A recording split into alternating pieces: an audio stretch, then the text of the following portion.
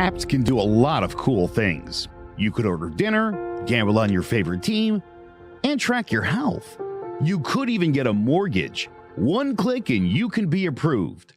I'm not sure by who or what country they're in. You deserve more from the mortgage industry. At AnyMac Home Mortgage, we believe in the need for live human interaction during a very complex process. The kind of service and guidance which an app simply can't provide. Our customers are more than credit scores and income documents. They're individuals and families who live in and strengthen our communities. Their story is our story, and that story begins in a home.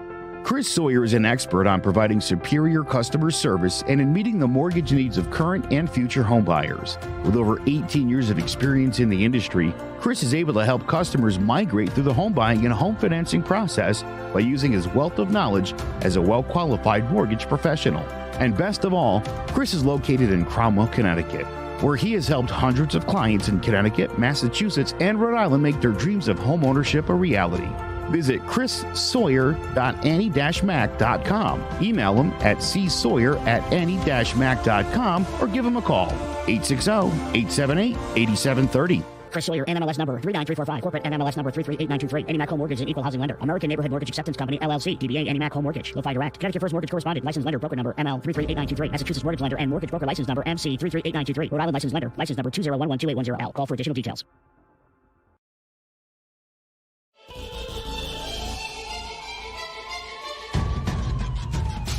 Throwing jabs, always full send. Here we go again. Jared, Joe, and Jay's Clover Crest, top three corner men, punching in with a puncher's chance. We find a way to win. The main event, locked it in every Saturday at 10. The overhand is out of hand when it comes to fisticuffs. Slide a hand on the undercard, you'll never see the punch. Uppercut, got you missing weight, feet are stepping late. Keep your guard up, feeling faint from a feint. Take a stand and eight, then retaliate. Put up your duke, stick and move, bob and weave. Don't lose hope against the ropes, there's always an escape. Never stay down. One more round, bells ringing, counter punch with your chin tucked and go down swinging. We bring in crosses with no worship, hooks with no verses, combinations with no locks. When you feel the flurry, it's curtains. From scrub scraps to fight stats, relax if you want the facts, cause the best combat podcast is throwing jabs.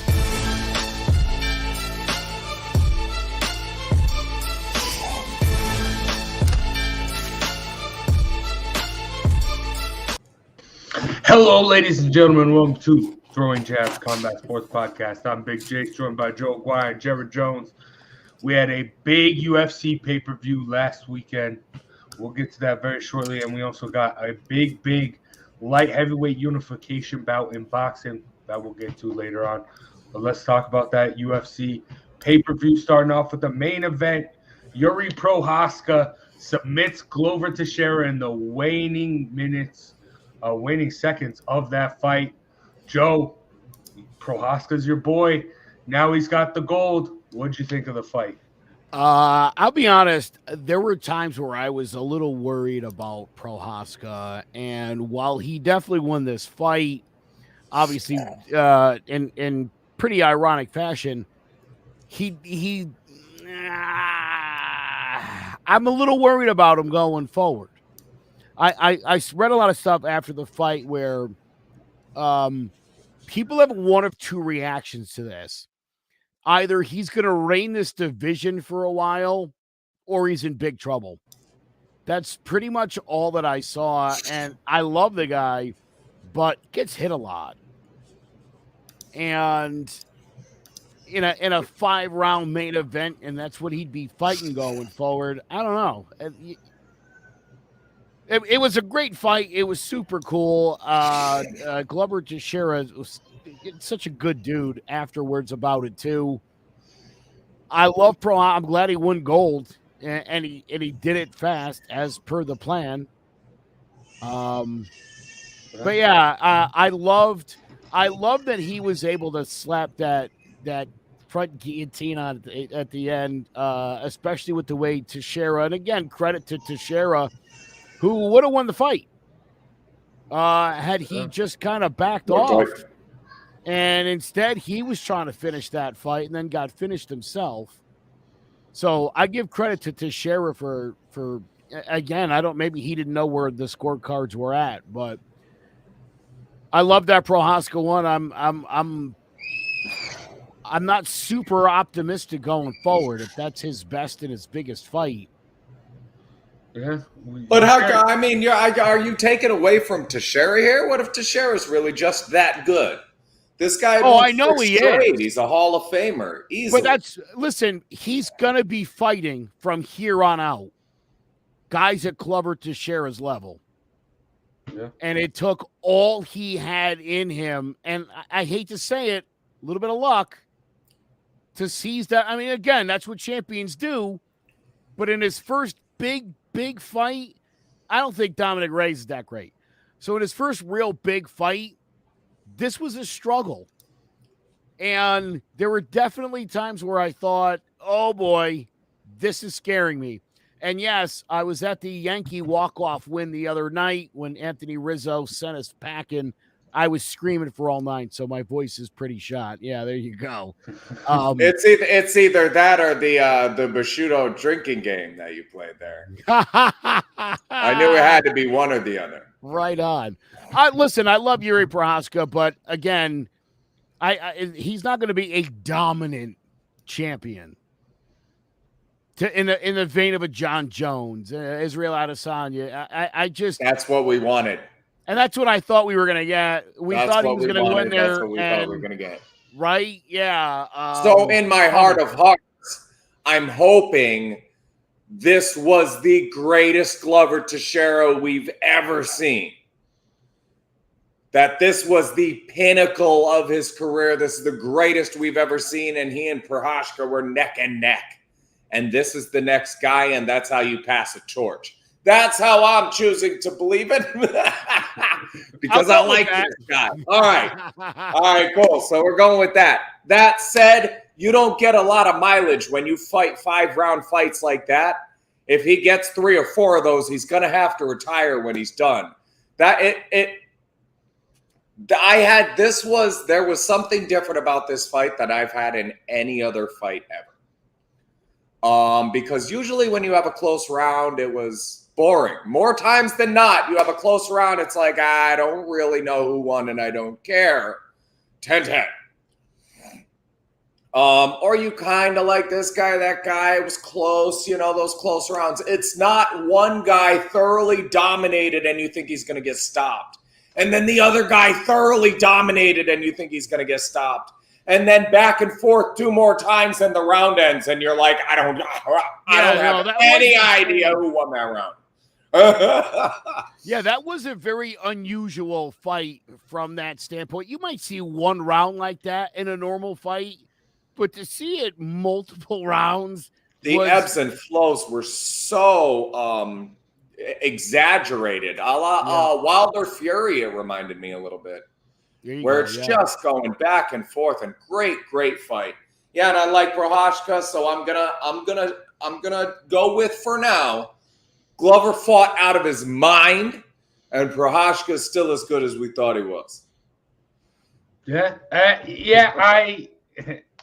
Prochazka. Yeah, I was with you guys. I thought he was gonna be like the next dominant force, but without John Jones, this division is just a revolving door of champions, and someone's eventually going to have to take the throne and just stay there. And I think I talk about this division a lot. I talk about the dinosaurs. Prochazka has that power. I can see him with the older guys at the top of the division getting, I don't want to say lucky, but knocking some guys out and going on a little bit of a run here. But is he going to be that dominant force? Like you mentioned, Joe, John Jones, Adesanya, Usman, no. But I think it's still going to be a revolving door, like how heavyweight used to be. Stipe has the most for 4 defenses. I'd see this light heavyweight turning into that, to be honest. So we'll see. I mean, he's still young, big. He knows what it's like at the top now. Hopefully this could be his learning experience. And who knows? We might see a different Prochazka and he might turn into that dominant. You know what? To that, in that vein, Jace, you're right. He said after the fight that he thought he didn't fight well. And I like to hear stuff like that. You don't go out there and destroy somebody. You didn't fight your best fight. You could say that. I think the fact that he recognizes that he got out by the skin of his teeth with a win here, that he's the disciplined guy who goes to the gym now and figures out how do I do better next time? And I because I think a lot of these guys, you win a fight like this and you're like, hey, look, I had him, and it's like, no, you didn't. To be that realistic and to understand that there were things that he did I didn't expect. A much tougher fight than I anticipated. Go back to the drawing board. I got to figure some things out. That's what I want in a champion. That's what I want in every fighter. That's somebody that's going to grow. Yes. My favorite of those was George Foreman after the Michael Moore knockout, where 11 rounds he finally lands that big right hand and knocks him out. And he'll tell you, so I was setting him up. You see in the third and the fourth and the fifth when I was getting my ass kicked, what was really going on. You see my left hand right there. I was setting him up for that. I just want to take 45 minutes of an ass whooping before I see slipped into my trap. No, I want to hear him respond like you said, like Prohaska right. did. It's funny, especially with the guys in boxing, guys like Stevenson and Haney and Lopez after their fights, no matter what happens, they're like, I fought, it's like, dude, it's okay to look in the mirror and be like, I could do better. I want to do better. Get better. Yeah, I can learn from this fight. Yeah. For real. Yeah. And it's funny that you brought that up. I was actually going through TikTok and I saw an interview with Conor McGregor. He's like, you ever watch The Simpsons? There's an episode of Homer Simpson. He's boxing, and he just takes all the beatings. He just takes as many punches as he can, and then eventually the other guy tires out, ends up falling asleep and getting the count because of that. And then he said that was what it was like fighting Nate Diaz the first time. So, yeah, I mean, like how you brought that up with George Foreman, yeah. So, but we're talking about close rounds and everything. Let's talk about not just a close round, close fight. Valentina Shevchenko takes the split decision against Talia Santos. Very controversial split decision. Talia Santos, that's your girl, Jared. I'll let you start it off. What did you think of this fight?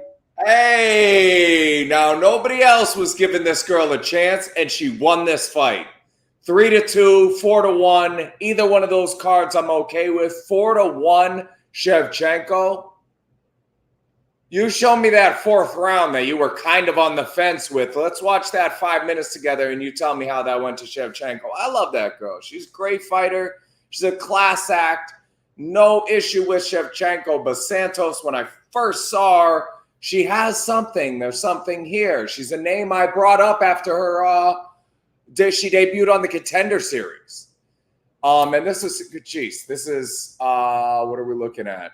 2018, August 11, 2018. So a few years, almost 4 years, I've been tracking this girl and waiting for her to get this shot and saying she's that good. She just beat McCann, who looked like she was on her way.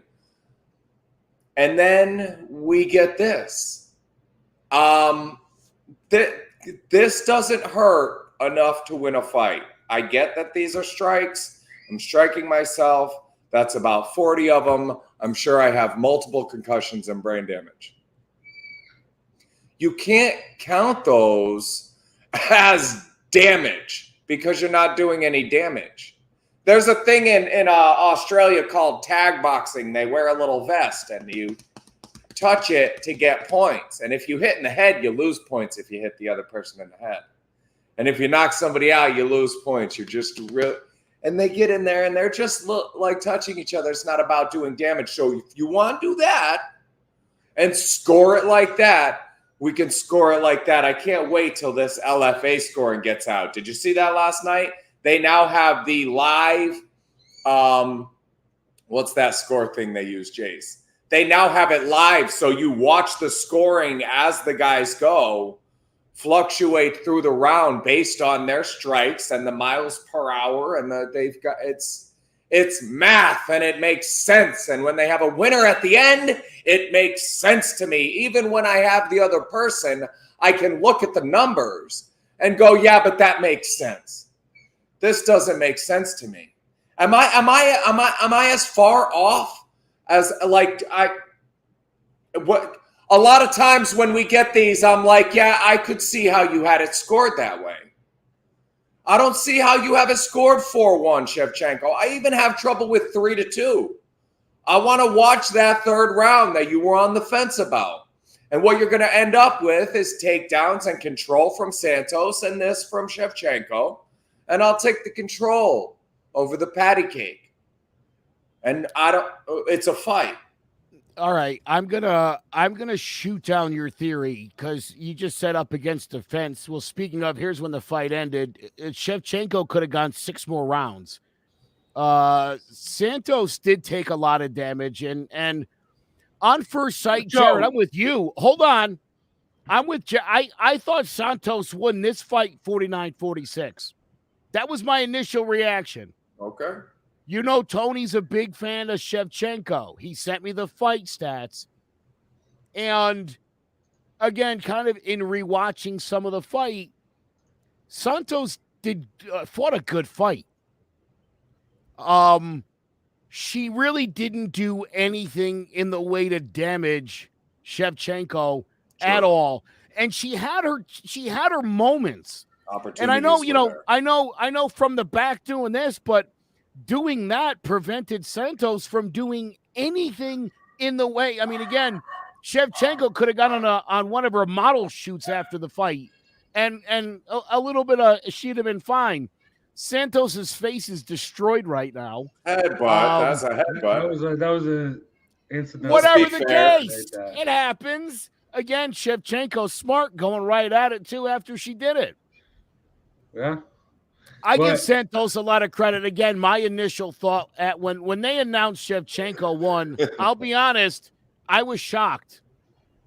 Shocked. I've been convinced that it was about damage, and I can buy that looking at the face. And again, just look at the posture at the end of this fight against the fence. Who does it look like won that fight? Oh, Santos, yeah, now you could put up 100 of these. No, come on. Listen, that's immediately after. Give me a picture. Hey, pull up the. Listen, Joe's right there, but that's the thing. These judges are stupid. These are boxing judges. Why do you think they're giving rounds to Shevchenko here? Because Talia Santos was on the ground going for the neck a whole bunch of time, and boxing judges don't know what that is. Like I brought this up before. Stephen Wonderboy Thompson, Tyron Woodley. Their first fight, Tyron Woodley spends a bunch of time going for a guillotine. After the fight, he runs into one of the judges, and the judge says, "Hey, why are you wasting your time going for that?" There are judges there thinking a whole round of that is Santos wasting her time. They don't understand the ground game. But it was. It was, but it's still control. That's still dominating the time of the ground. So it was wasting time, but still, judges see that as, hey, not damage isn't getting done. So yeah, should it? But the thing is with the boxing judges don't understand the ground game. So that's where you're gonna have issues like this when you have someone like Talia Santos. My biggest thing was when they announced the third judge. Now be honest with yourself. Everybody out there in throwing jabs and Clovercrest media world, be honest with yourself. When they read the scorecards and said 2-3, 3-2, and then they read that third scorecard 4-1. You thought it was Santos? You thought it was Shevchenko that won? When you heard 4-1, I got up out of my chair. That's what made me sure. When I heard the last judge 4-1, oh, that's it.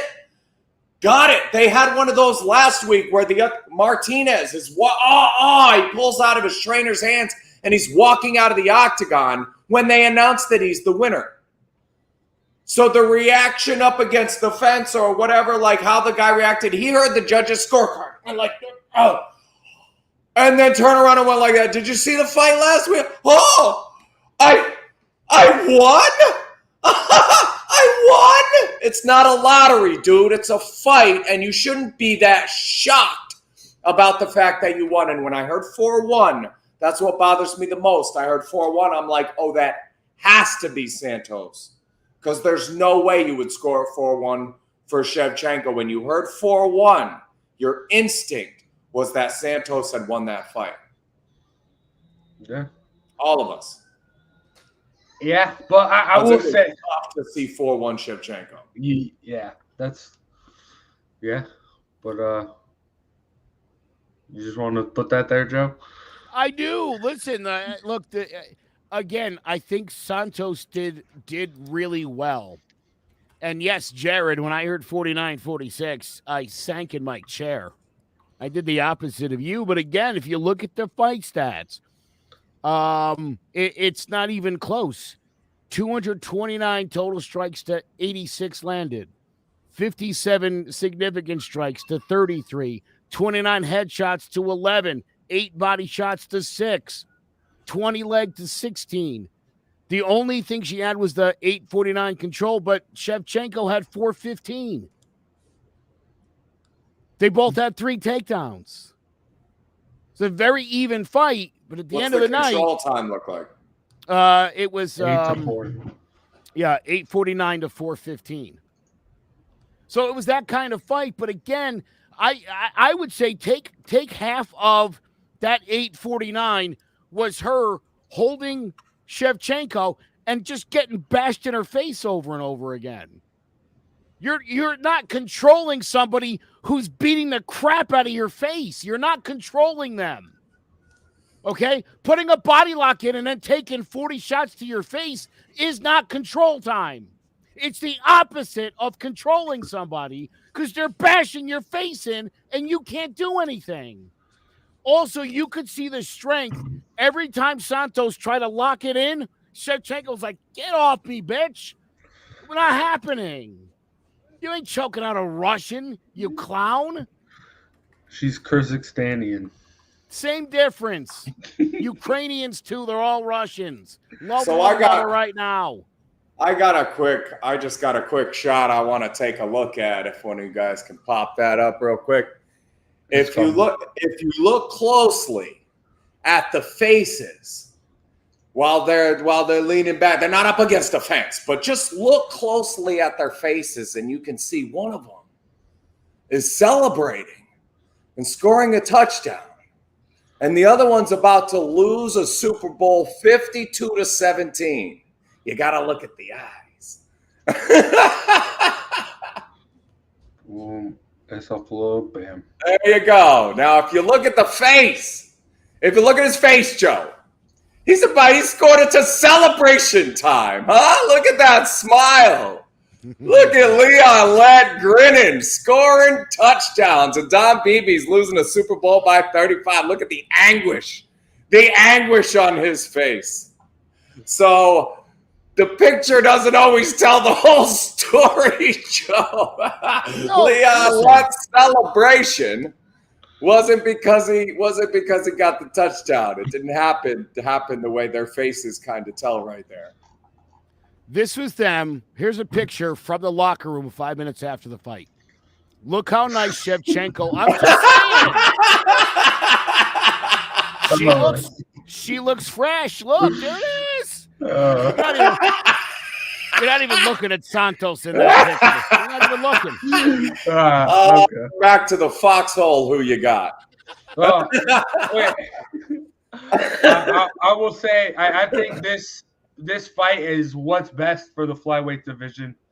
No more Shevchenko necessarily bum of the month club. I think we get a rematch, at least something, to at least question it a little bit more.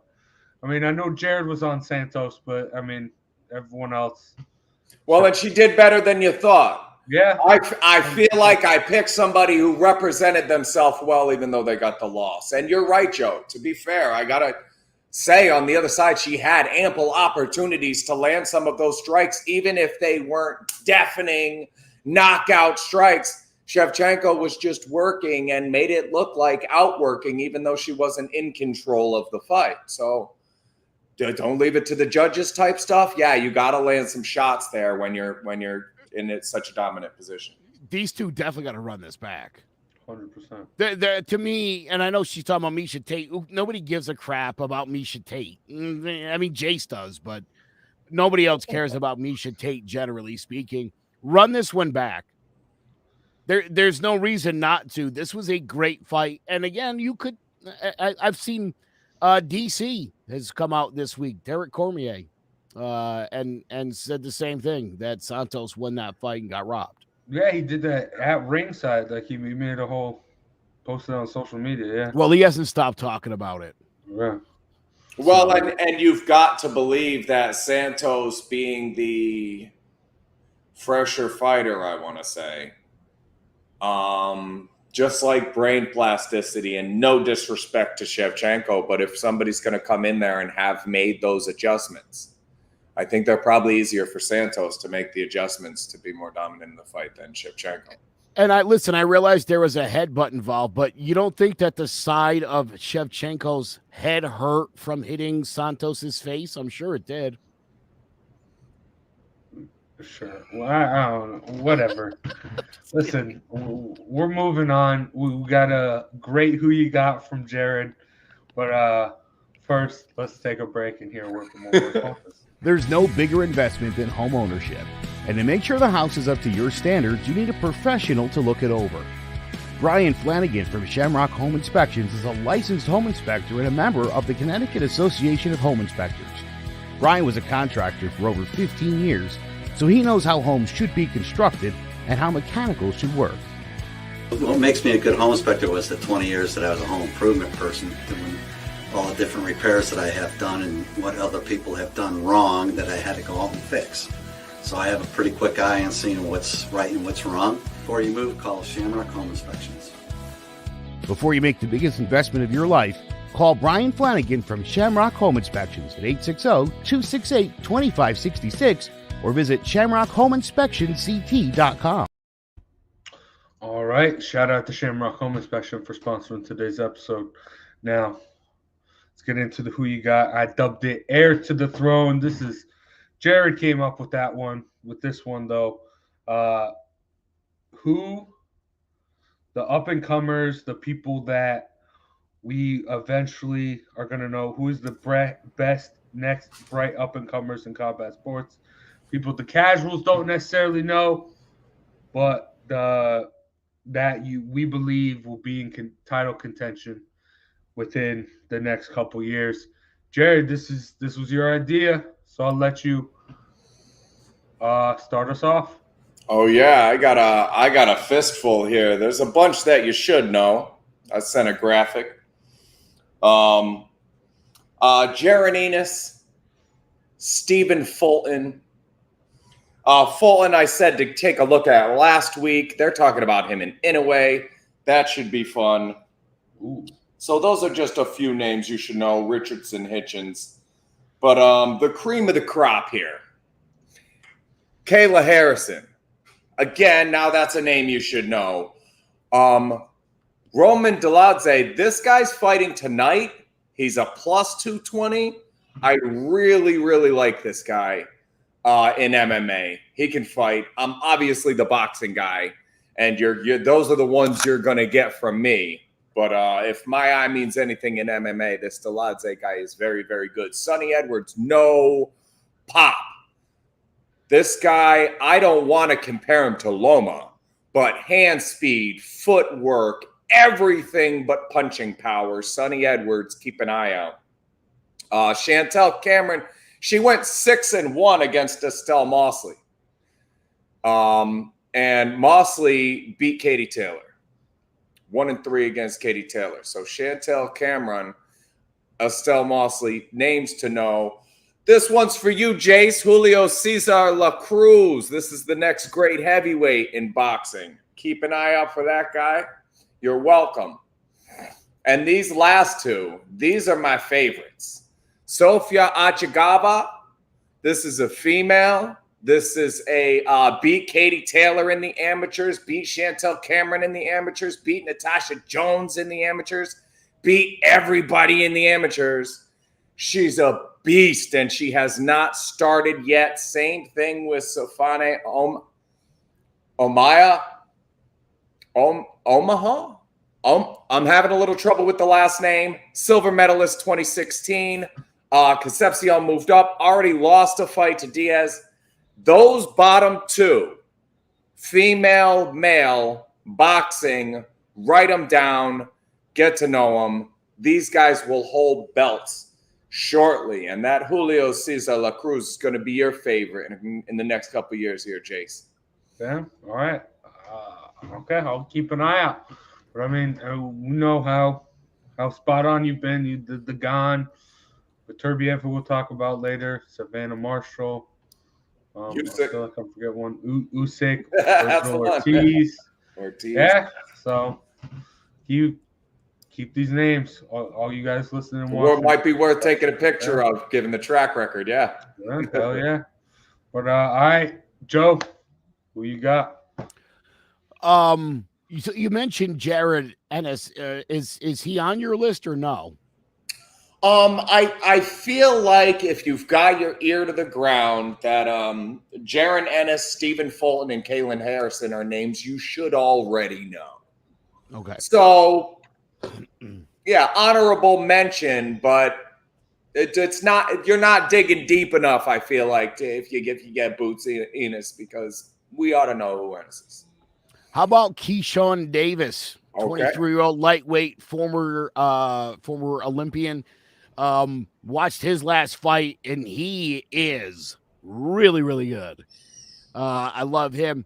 And I'm going to throw another name out there. And again, another guy, watched him knock out Jeremiah Yeager back in January, is Nico Ali Walsh. And I'll tell you why.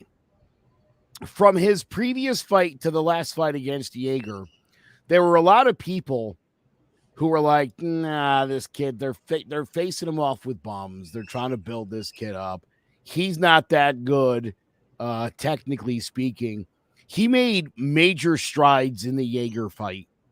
And I think if he's smart and humble enough, and obviously with the name and the pedigree, I think that this kid can literally turn out to be something more than just, Babe Ruth's daughter always goes around talking and they're like, dude, you're Babe Ruth's what? What does it have to do with anything? She can't hit the fastball. She should just shut up already. But this kid, I'm telling you, this would be special if Muhammad Ali's son became something great. So I got him on my list. Now, I'll move over to the mixed martial arts side. Fumi Kuta fights out of Brunswick, New Jersey. He's a flyweight, 5-0 as a pro, 5-0 as an amateur. He trains at a Weidman MMA. His nickname Turbo. And here's the thing about this guy that everybody says. He looks like he's been around forever. Just handles himself like a veteran pro. That's the kind of stuff I look for in someone that's going to blow up on a scene. I'll give you another one. Corbin Howard. He's a bantamweight, 24 years old, 9-0 in his career, 6-0 as an amateur. This dude got his black belt in Taekwondo at the age of 7. By the age of 8, he won his first world title. From the ages of 8 to 14 years old, he won 6 world titles, a 3-time state qualifier at Missouri State in wrestling, all-state his junior year. This guy is great with the hands. He's great on the feet. He's got, to me, I think, just the right skill set that he would do very well. What's the in name the again, UFC. John? His name is Corbin Howard, Corbin. And then I got 2 ladies I want to mention. Josephine Lingred Knutson. It's a funny name. Strawweight. She's 26 years old. 3-0 in her pro career. She was 27-5 as a kickboxer. She's also a Muay Thai champion. She won the 2018 IFMA World Championship. She's tough as nails. Again, a name to keep an eye on. And I'll throw you one more. Jacqueline Amorium. She fights out of Manaus, Amazonas, Brazil, where all the good Brazilian fighters seem to come out of. She's a jiu-jitsu master. She just transitioned to MMA in 2020. She is the IBF JJF world champion, Brazilian champion. She's got another champ. I mean, she's good, really good. Finishes fights. She has a 100% finish rate. Every single fight she has had has been stopped in the first round. Jacqueline Amorim. Remember the name. Damn. It's my list. All right. I got a comment. First of all, Nico Ali Walsh, she's just not that good. That one's not that one's a he's gonna get better, and he's got the name, and someone is gonna want to fight him. Oh yeah, and that someone's probably gonna kick his ass. Maybe. So this is a good news, bad news comment though. That's the bad news, Joe. Good news is my guy, Sofane Omiha. Maybe that I is long. Last guy to beat him. He's a 2-0 professional, just went pro, won his last 17 amateur fights. Who's the last guy to beat him? Pop quiz. They're both 135. Keyshawn Davis in the amateurs is the answer to that question. Wouldn't it be nice if our guys ended up fighting one another? This is I like your it. Future title fight is Omaha and Keyshawn Davis. I think those are the two guys. Absolutely, you should be watching at 135 to come up and take over. Absolutely, good list, Joe. Really good list. This Corbin Howard kid looks serious too, man. Yeah, big dude. Oh, yeah. Strong guy. I love it. Yeah. Oh yeah. All right. I got 3 names for you. 2 of them. I don't know. I don't know about 2 of them. One. There better not be any high school wrestlers on your list. Not high school, but all right. So Junior high. I think with this list, I think we'd be remiss if no one mentioned Sean O'Malley. I know he's pretty much a stay in a staple in MMA and the UFC right now, but still he is still one of those young guys who I think will, when he gets his chance, make the best of it and possibly be the new king at 135. And then similar vein, but a guy like no one's talking about, 19-0 Bryce Mitchell, Thug Nasty. Venom gave him his respect, got him his camo shorts. This dude's a beast. Took care of Edson Barbosa in his last fight. This dude, I love that he's fighting at 145 because he fits in right up top there with the Yair Rodriguez, Brian Ortega's, Max Holloway's, Volkanovski's. He's just a tough guy that will go 5 rounds and it'll be a brawl. It'll be a entertaining show. So yeah, I think he's a guy that once he can get his name up in there and have some fun fights. You ever see Bryce Mitchell interview, Joe? You ever see a Bryce Mitchell interview? The thing I love about this guy is he's the guy you would think you want to fight. You know? I didn't look like I could dunk a basketball in high school. But I used to love that. I boxed, I rapped, I played basketball, and anybody who was looking through the crowd would do the Woody Harrelson thing. I'll take on that guy. You know, I love that. So Bryce Mitchell is for that reason. You listen to him talking. And yeah, you would be like, okay, yeah, I'll fight that guy. And he's just a world beater. Yeah, great name to know, Jace. Good one. All right. And then my last one, I've spoken about him before, hasn't officially made his MMA debut. He has expressed interest in that. Gable Steveson. He's working with WWE right now. That was just so he could go through college, get an NIL deal. Multiple time heavyweight champ in NCAA. He's going to beat Brock Lesnar when he comes over and makes a transition, but he has a gold medal in the Olympics. He's Brock Lesnar mixed with a little bit of Kurt Angle. He's going to come to MMA and dominate at heavyweight. So he's got the personality of 2 of the worst people in the sport. It's awesome.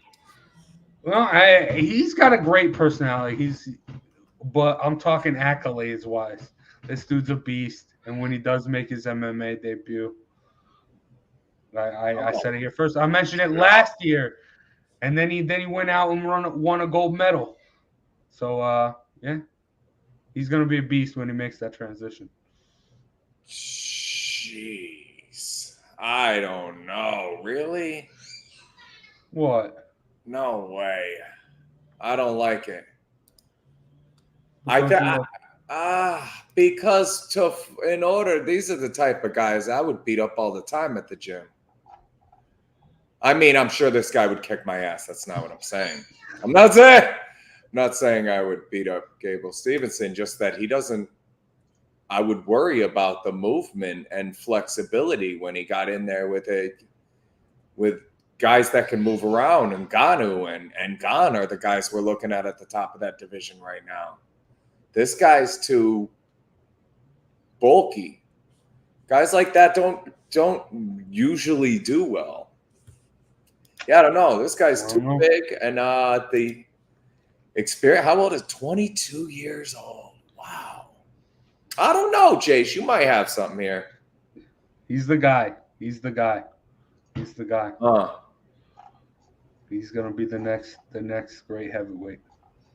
But all right. I hope everyone watching at home and listening at home, you had your notebooks out, you're taking notes, because I mean we threw a bunch of names against the wall. Some of them are gonna stick, right? We know what we're talking about, so most of them are gonna stick. Let's go. But all right. Now, instead of looking for future, well, let's get back to the present. We got some fun fights tonight. But first, let's hear one more word from one of our sponsors. We can expect another wet summer in Connecticut, and that means more mosquitoes than ever. If you don't have your home service for mosquito control and you find you're spending most of your outside time swatting those little pests, or you did have your yard sprayed but you still have bites all over your body, you're in luck. Mosquito Shield of Central Connecticut provides the best value in mosquito control services because of how they treat your yard using the Mosquito Shield tailored treatment system. All mosquito control service is not the same. They don't use a fixed schedule or an identical product, one-size-fits-all service program. You can't control mosquitoes on a set number of sprays or visits. Unlike the competition, Mosquito Shield of Central Connecticut will service you for the season, whatever it takes to provide superior results. The promise has awarded them an industry-leading customer retention rating of 90%. Visit MosquitoShieldCNCT.com to schedule an appointment with Wade DeCesare and enjoy the rest of the summer mosquito-free. Live from Austin, Texas, is the UFC on ESPN 37, featuring a featherweight bout in the main event between Calvin Kattar and Josh Emmett. Let's break it down. Josh Emmett is 37 years old. He's 5'6" with a 70-inch reach and a record of 17-2 with 6 knockouts. From Sacramento, California, he began wrestling in high school and continued in college, where he earned a bachelor's degree in liberal arts. After college, he joined Uriah Faber's Ultimate Fitness Gym to pursue a career in MMA and began training in Brazilian Jiu-Jitsu. He had a brief amateur career before turning pro in 2011 with a unanimous decision. However, he broke his hand in that fight, and after it healed, he broke it again in sparring, delaying his return until 2013 when he submitted Mike Ryan with a guillotine choke. He then won his next 7, picking up the West Coast Fight Club's lightweight title before making his UFC debut in May of 2016 with a split decision over John Tuck. 7 months later, he defeated Scott Holtzman by decision, but in his next fight, he suffered his first loss when he dropped a split decision to Desmond Green. In December of 2017, he knocked out Ricardo Lamas with a perfectly timed left hook, but just 2 months later, he was himself knocked out in the first headliner by Jeremy Stevens. He bounced back the following year with a thunderous one-punch knockout of Michael Johnson, and 4 months later dropped Misrad Bektik with a powerful jab in the first round before finishing him with ground and pound. After being sidelined for a year due to injuries, he returned with a dominant performance over Shane Burgos, earning his first fight of the night bonus, and in December of 2021 edged out a unanimous decision over veteran Dan Ige in a thrilling and action-packed fight that saw both men rock multiple times. One of the hardest hitters in the division, Emmett possesses excellent speed, a solid wrestling background, and explosive one-punch knockout power in both hands. Calvin Kattar is 34 years old. He's 5'11" with a 72-inch reach and a record of 23-5 with 11 knockouts and 2 submissions. From Methuen, Massachusetts, he took up wrestling his freshman year, going on to become ranked 5th at the Division I MIAA state championships. After deciding not to wrestle in college, he instead got an associate's degree at Middleton Community College and made his pro MMA debut in June of 2007 with a first-round TKO. He then went 16-2 with 7 knockouts while fighting in the New England regional circuit before making his UFC debut in July of 2017 with a unanimous decision over Andre Fili. Followed that up with a third-round knockout of Shane Burgos before dropping a unanimous decision to Renato Moncayo. He bounced back with 2 impressive first-round knockouts over Chris Fishgold and Ricardo Lamas before headlining his first UFC event, albeit in a losing effort against Zabit Megoda-Shaparov. In his next fight at UFC 249, he took on perennial contender Jeremy Stevens, who came out to a fast start, beating up Kattar's lead leg and landing some brutal combinations before getting dropped with a vicious elbow and finished with ground and pound. After signing a new contract with the UFC, he took on the highly regarded Dan Ige, putting on an impressive display of skill and power, dominating with his jab and reach en route to a wide unanimous decision. On January 16, 2021, he faced former champion and all-time great Max Holloway, ending up on the losing side of one of the most one-sided beatings in UFC history and sustaining heavy damage as Holloway landed a record 445 strikes, including 141 of the first round alone. Exactly a year later, he made his return to the octagon, putting on an impressive and dominant performance against up-and-coming Jige Chikadze, controlling the action from the start and almost scoring a knockout in the final seconds en route to a wide unanimous decision victory. A highly proficient technical striker, Kattar possesses excellent power and some of the best boxing in MMA, using his jab, low kicks, and reach to keep his opponents at distance while landing at a rate of over 5 strikes per minute. Can Emmett take out Kattar with his speed and explosive knockout power, or will the Boston finisher overwhelm his opponent with volume and relentless pressure as both men seek a shot at featherweight gold? Tune in Saturday night to the UFC on ESPN, Kattar versus Emmett, and let's find out. This is, I mean, we mentioned at the top of the show, we have a great boxing bout. But I think that this is going to be the casual fight. I think a lot of people are going to watch this because this is going to be all-out war, back and forth. Both these guys love to brawl. It's going to be a very, very fun night. But technical aspects, I think Beterbiev versus Joe Smith Jr., that's the fight you want. If you're a hardcore, this is going to be the casual. This is going to be fun. I mean, granted, even hardcore fans, you love watching 2 guys beat the crap out of each other. But, Joe, who do you have coming out victorious tonight? Well, because I love Jared, I'm going to take Calvin Kattar. The last time, I'm sure you all remember that when was that, Jared? January of 2021. We watched that Max Holloway Calvin Kattar fight, and I had joked on the show we could see 1,000 strikes. I didn't mean by Holloway. A year later, this guy comes back to the sport and beats one of the biggest up-and-coming stars in the sport. I like it. Okay? I got to tell you, that says so much about Kattar. To me, look at a guy like Tony Ferguson and all the beatings he's taken. He's a shell of himself.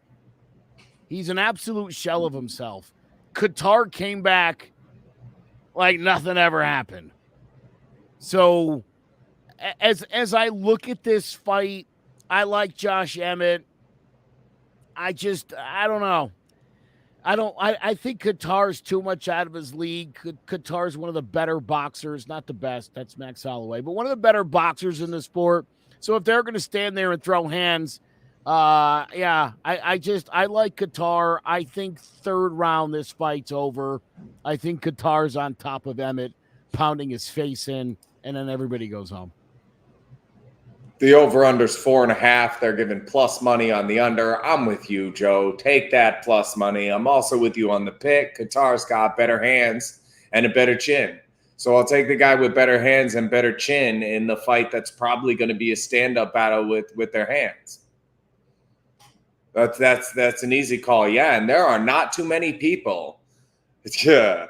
It's funny you said, no, not the best, because that's Max Holloway. But give me another guy you slide into there as better boxer than Calvin Kattar. He's one of the best we have in the UFC.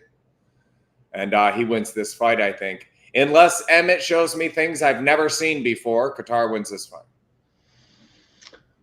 I'm going Josh Emmett. I'm going to go the knockout power. I'm going to go the wrestling as well. I think Josh Emmett has an ability, if he is getting outboxed, to take it to the ground, throw in one of those. He works with the Uriah Faber guillotines there. Maybe put Cater to sleep. But I don't think he hasn't had a submission since 2015. Okay. I understand so that's not happening. That's why I said, yeah, it's probably not going to happen. But I think he can control the fight on the ground, wear Calvin Kattar out a little bit, and then maybe land knockout shot and then fifth, maybe fourth. But I think Josh Emmett gets it done. Both these guys, I feel like I'm always picking against them. I feel like both these guys are very, very I look past all the time. So I'm just going to go the knockout guy and the wrestler because that's what I like. I like knockouts and I like wrestling. I also find Emmett and his resume is underwhelming. Very. His maybe best win to date is his last win over Dan Ige, who's lost 4 of his last 5 fights.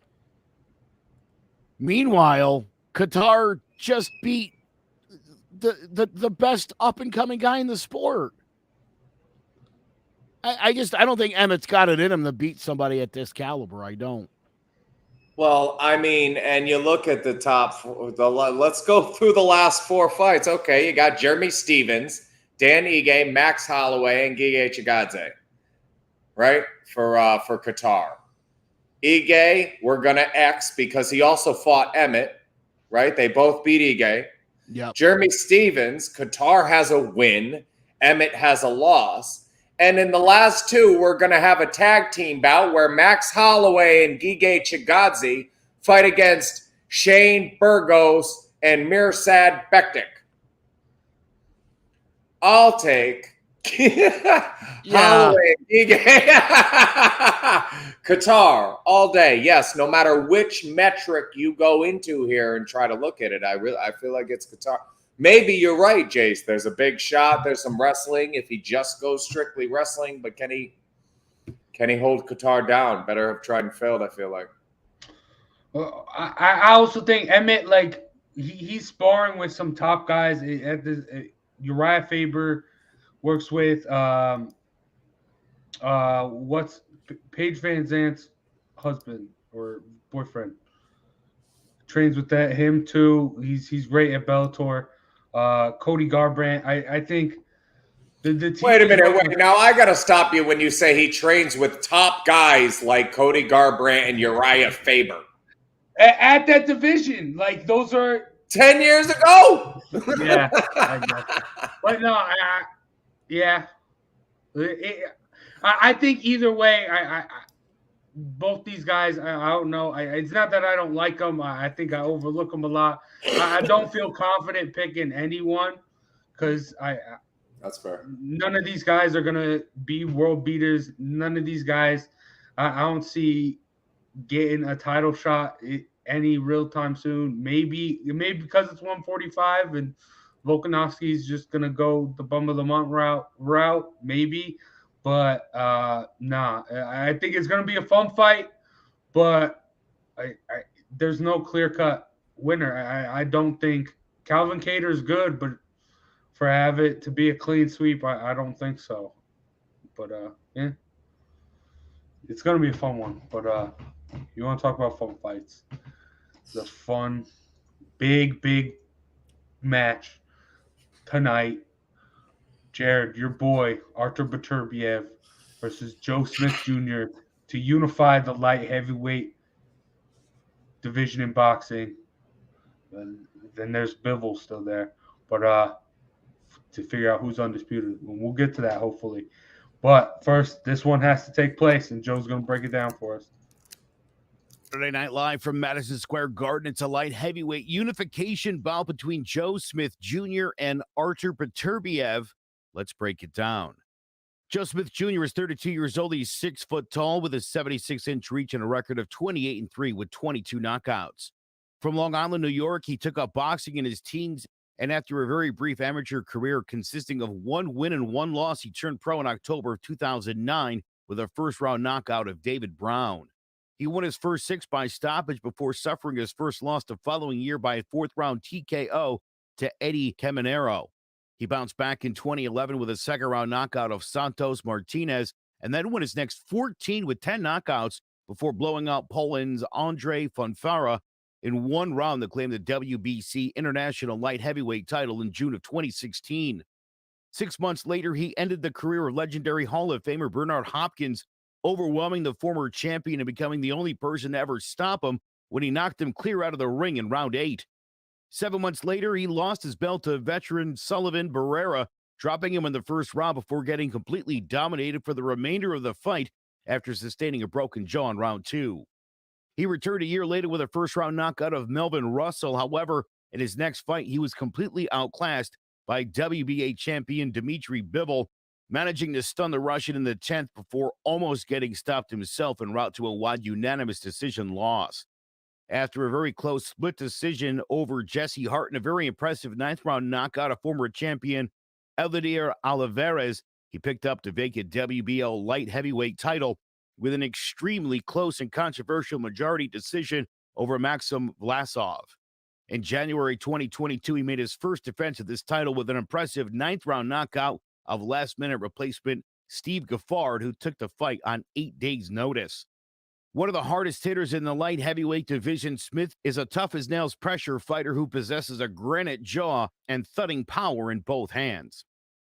Artur Beterbiev is 37 years old. He's 6 feet tall with a 73-inch reach and a record of 17-0 with 17 knockouts.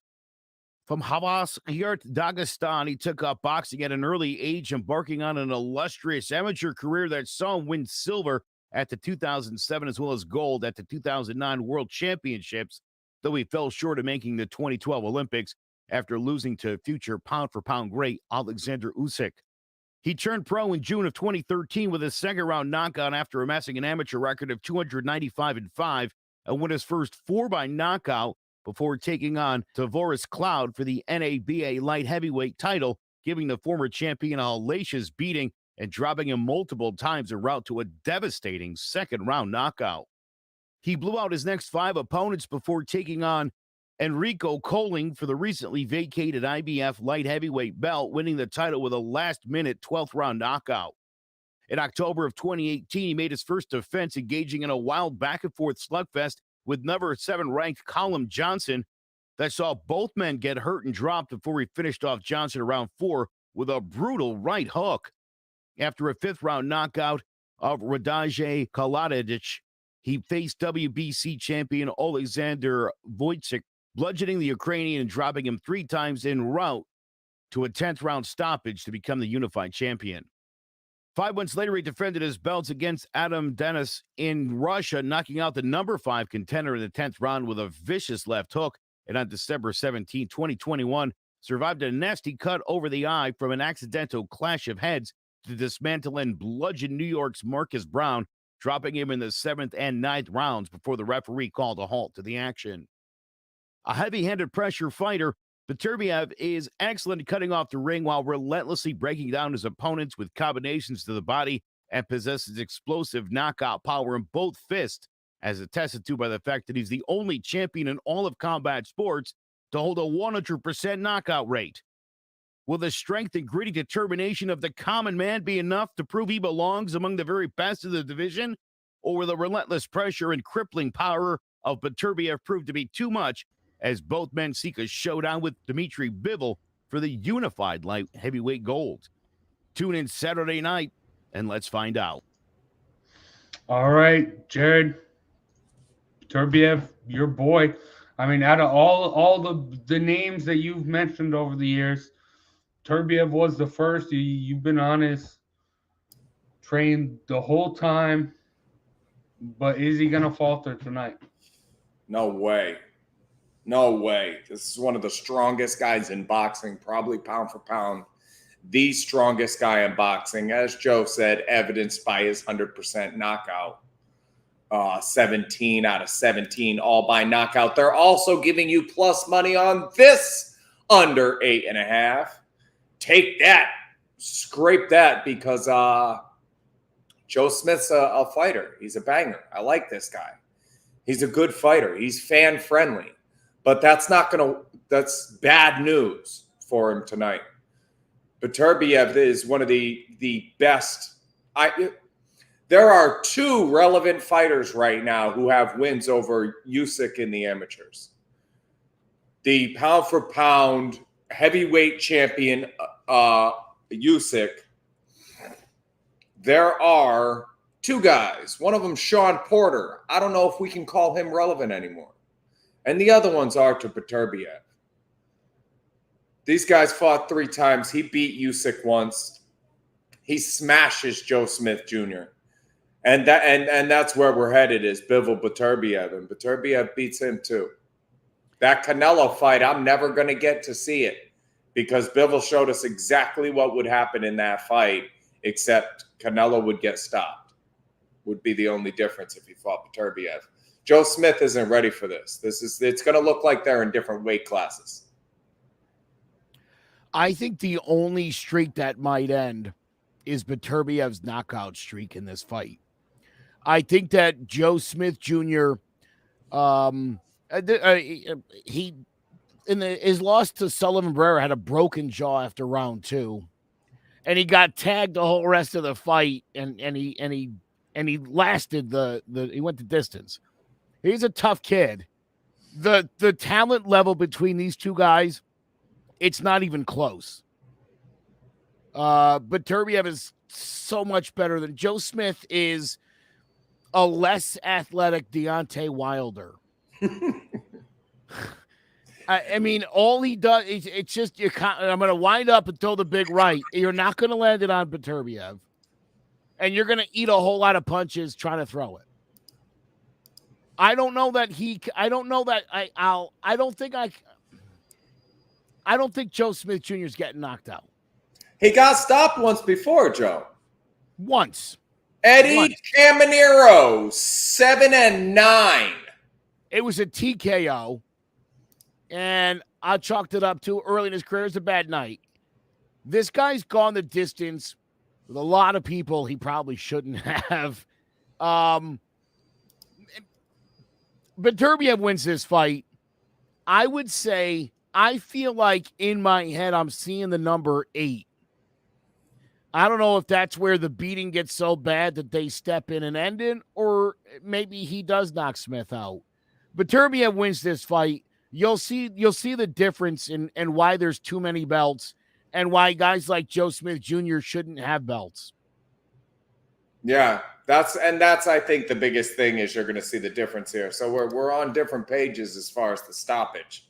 I think Smith gets stopped here, but we're not on different pages. That these are two different classes of fighters, and This is the problem. It's like we say about the Paul brothers. You're going to end up getting one of these guys hurt because you have the general public believing that Logan should fight Canelo and Jake should fight, Bud Crawford. It doesn't make sense. Again, in his last fight against Steve Jaffard, Jaffard took the fight on 8 days' notice. They went 9 rounds. That's embarrassing. The fight against Vlasov, Joe Smith Jr. lost that fight. Yes. Yep. He sure did. That was highway robbery. So I don't know. Jared, maybe he does get knocked out. I just feel like he's got a lot of heart. He's a tough kid. Doesn't expend a lot of energy because, again, it's just a constant wind up and a throw.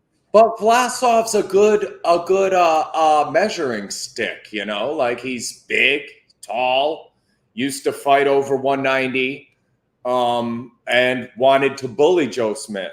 And it was a close fight. He doesn't have near the technical ability Beterbiev does. Right. I've got 4 or 5, maybe 4, 5, 6. I think by 4 or 5, it's going to get to a point where Joe Smith goes, all right, let's bang. And that's when he's going to get knocked out. He'll be down 3-1, maybe won the first round. And in the 5th round, he's like, all right, time for me to go win a round. And that's when bad things will happen to him. He'll open up and he'll get clipped. I don't know. Take I'm struggling. I'm not taking Joe Smith. I'm taking Beterbiev.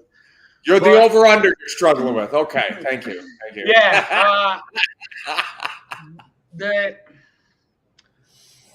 It's MSG for me. It's at MSG. I feel like that with a lot of boxers, it has a lot of meaning. I mean, it's one of the biggest. Like, that's where really when, there was the Deontay Wilder fight, but after that with Tyson Fury, and MSG to me when it was like Otto Whalen or whatever, and he comes out in the Apollo Creed get up, and then like serenades his wife after, like that's where he's still like where he really broke out. And I think MSG's that spot for like these guys that are these international guys where and especially now this fight, you have the whole world's watching, unless you're watching the Cater Emmett fight, but that's going to be early because that's a fight night anyway. The whole world is watching, and this is your point. But the thing is Joe Smith, that's his backyard. He's from Long Island. So I think this is going to be a tough fight. I'm going to go. I'm kind of leaning with Joe. It might go the distance, but no, I think Beterbiev, I like. I'm going to go lucky number 7, Artur Beterbiev. By the way, Jared, I am saying if this thing does go the distance, I mean, Joe Smith would be wobbling on his feet and it's not like I think Beterbiev's not going to beat the bejesus out of him, because I definitely do. He's a far superior boxer, let alone anything, just a better boxer, better technical skills. I just think Joe Smith Jr. is almost too dumb to go down. Oh, I like that. Guy's training is outrageous. I've seen Beterbiev do things in training that I'm a firm believer, like, I can do that. I'm one of those I can do that guys. You know, I'm not going to do like a double backflip or run a 4.40. But if you show me something, I'll figure it out. A balance trick or any of those sleight of hand things, you know, I'll figure it out.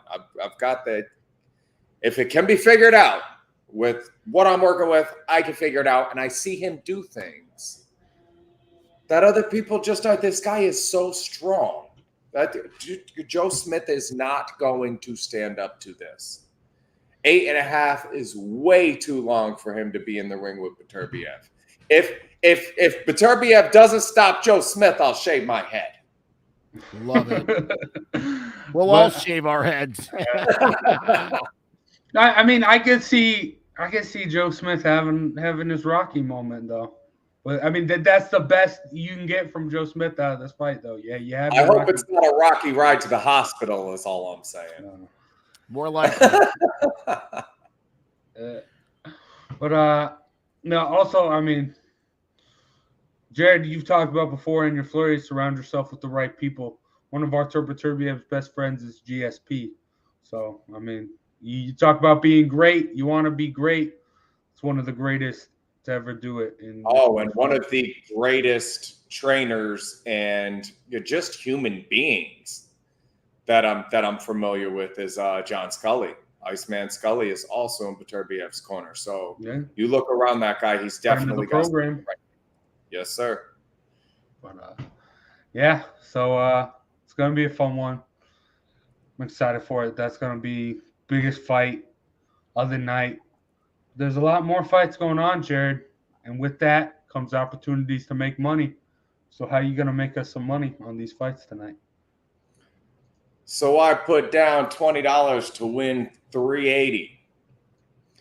Round robin these 3s and 4s for $4. It's 5 sets of $4. There's that under for Beterbiev that I'm the only one that likes. Greg Rodriguez under versus Julian Marquez. Roman Deladze, I did in my up-and-comers bit, and he's a plus 230 against Dawkins. Look at them. They are on different trajectories. This is my upset special for the day. This is the biggest number I like. And one of the most underrated fighters in MMA history, Joe Lozon, comes in and gets it done against Donald Cerrone. All of these plus money except for that Greg Rodriguez, Julian Marquez fight. Now, a little bit of advice. Take those other 3 with the plus money, especially those bottom 2. And if you want to swap out either one of those top 2 because you're feeling like Joe or Jace, that's fine. But those bottom 2, those are the ones to add into your plus money round robin and get paid. I see Joe working furiously with his pen, as we all should be doing. Deladze, Qatar under. Let's get it. Hell yeah. All right.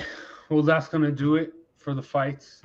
Big shout out to Chris Sawyer and Annie Mac Home Mortgage, Shamrock Home Inspection, and Mosquito Shield for sponsoring today's episode. Fun fights tonight. Cater versus Emmett, going to be a banger. Beterbiev versus Joe Smith, going to be a banger. Make sure you have your popcorn ready and tuned in because those are going to be fun. For myself, Big Jace, Joe White, Jared Jones, that's going to do it for Throwing Jabs. But wait, we're going to end the show like we always do. And Jared, hit us with that flurry. Buying time. So most of us have an hourly wage that we make every 4 minutes. We make $1 at $15 an hour. Every 2 minutes, we make $1 at 30. $60 an hour, you're making $1 a minute. So your minute is worth $1. And we all have a way to value our time into a pocket of money. And the other day, my wife was offered a bonus at work to stay for an extra few hours and turned it down. And when her coworker asked her why, when the numbers are working and you're eating, I just rather spend the time with my family. And I started thinking about those numbers and those pockets of time and how whether your dollar's worth 1 minute, 2 minutes, 4 minutes, an hour, 4 hours when you get home, your children are going to be 4 hours older. That 4 hours is going to be gone. That version of your best friend, of your wife, of your children disappears in that moment forever. So whenever you're trading those minutes in for dollars, understand that you have to eat, but there is no buying time. Thanks, guys.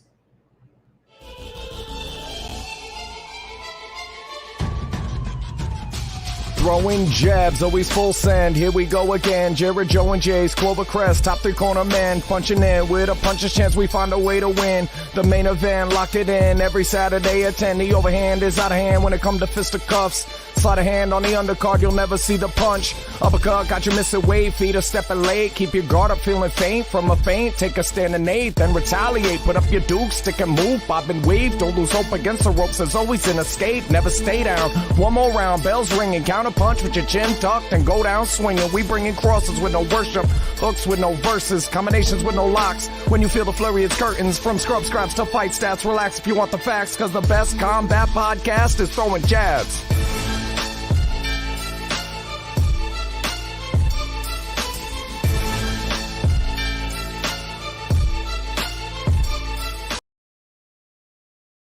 Hello, my name is Joe Aguirre. I'm the president of Clovercrest Media Group. And here at CMG, we have a wide variety of podcasts, including sports shows like Keys to the City, The Roll Call, Throwing Jabs, All Four Downs, and Jawing About the G-Men. And great true crime shows like Sticky Meat, Crimes and Consequences, Ivy League Murders, and Burn, the unsolved murder of David Eichmann. You can find all these podcasts and so much more by visiting clovercrestmedia.com.